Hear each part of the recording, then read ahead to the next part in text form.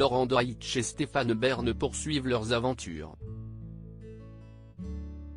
Mardi 9 août 2022, le duo anime en effet un nouveau numéro de Laissez-vous guider sur France 2.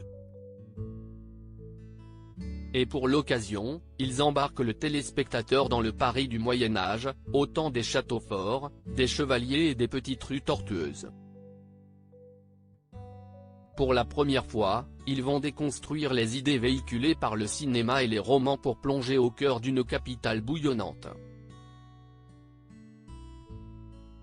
Au programme, les deux guides d'exception vont faire revivre en 3D et en immersion les lieux fascinants aujourd'hui disparus.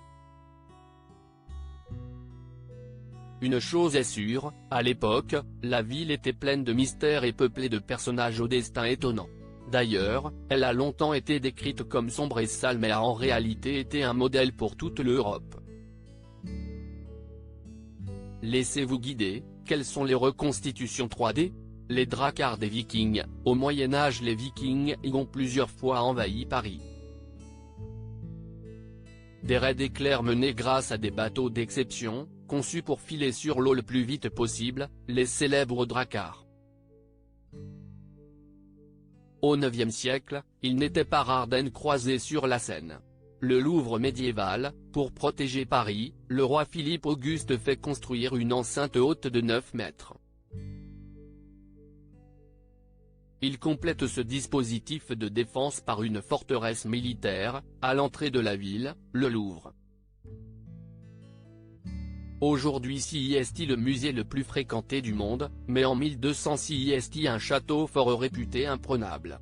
La place de Grève, l'actuelle place de l'Hôtel de Ville de Paris était le lieu de rassemblement privilégié des Parisiens, notamment pour les sinistres exécutions publiques.